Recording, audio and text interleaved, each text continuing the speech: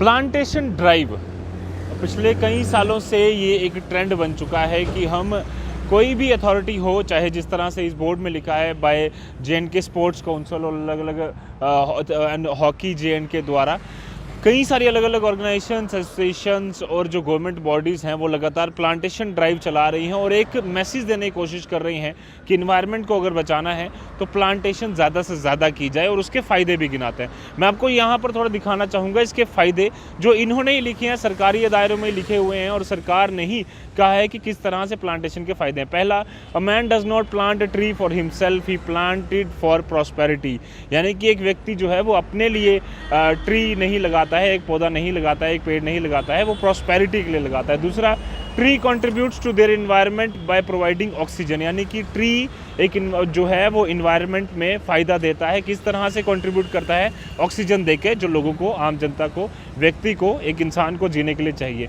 Improving air quality, eliminated air amelioration और conserving water, preserving soil and support wild life. ये सारे फ़ायदे आपने सुन लिए, देख लिए, पढ़ लिए। और जिस तरह से सरकार जहाँ भी जाती है, जितने भी दायरे हैं, जब भी एसोसिएशन कोई प्लांटेशन ड्राइव करते हैं तो वो एक यही सब मकसद होते हैं कि एयर क्वालिटी इंप्रूव होगी, इसलिए प्लांटेशन ड्राइव करो, इसलिए प्लांटेशन ड्राइव करो क्योंकि हमें ऑक्सीजन चाहिए जीने के लिए, पोल्यूशन कम करेगा, वाटर को कंजर्व करेगा और कई सारे फ़ायदे हैं प्लांटेशन ड्राइव के। ठीक है, बिल्कुल सही कहा आपने। अब मैं बात करता हूँ कि मैं उन फॉर्चुनेट लोगों में से हूँ, उन लकी लोगों में से हूँ जिन्होंने लद्दाख जाने के लिए थोड़ा सा उन्हें टाइम मिला, मौका मिला और वो लद्दाख विज़िट करके आए, लेह लद्दाख। आप में से भी कई सारे लोग गए होंगे और कई सारे चाह रख रहे होंगे कि कितना खूबसूरत वो इलाका है, वहाँ जाना कितना ज़्यादा ज़रूरी है। थोड़े साल पीछे अगर आपको ले जाऊँ, जब 3 इडियट्स नहीं बनी थी, उससे पहले लद्दाख में सिर्फ फॉरेन टूरिस्ट आते थे और उसके बीच में 3 इडियट्स बनने के कुछ ही सालों बाद एक बहुत बड़ी त्रासदी लद्दाख पे हुई, जिसमें कि कई सारे लोग मारे गए, कई सारे लोग बेघर हुए। और उसके बाद एक मुहिम वहाँ पर शुरू हुई कि अगर इस बाढ़ को, इस जैसी और त्रासदियों को रोकना है तो बड़े पैमाने पर प्लांटेशन ड्राइव चलाई जाए, प्लांट्स लगाए जाएं ताकि जब वो बड़े हों तो बाढ़ का जो असर है उसे कम से कम किया जाए। इसलिए ना सिर्फ लेह लद्दाख में बट देश के अलग अलग हिस्सों में प्लांटेशन ड्राइव बड़े पैमाने पर चलाई जा रही है। पर इस प्लांटेशन ड्राइव जो गवर्नमेंट के ही एक मकसद है, उसी को काउंटर करते हुए या उसको कॉन्ट्राडिक्ट करते हुए सरकार ने एक फ़ैसला लिया है कि रायका, जो कि हमारा सिद्रा के पास एक फॉरेस्ट एरिया है पूरा, वहाँ पर 38,006 पेड़ काट दिए जाएं और वहाँ पर एक सुंदर कंक्रीट की बिल्डिंग, हाई कोर्ट कॉम्प्लेक्स जो है वो बना दिया जाए।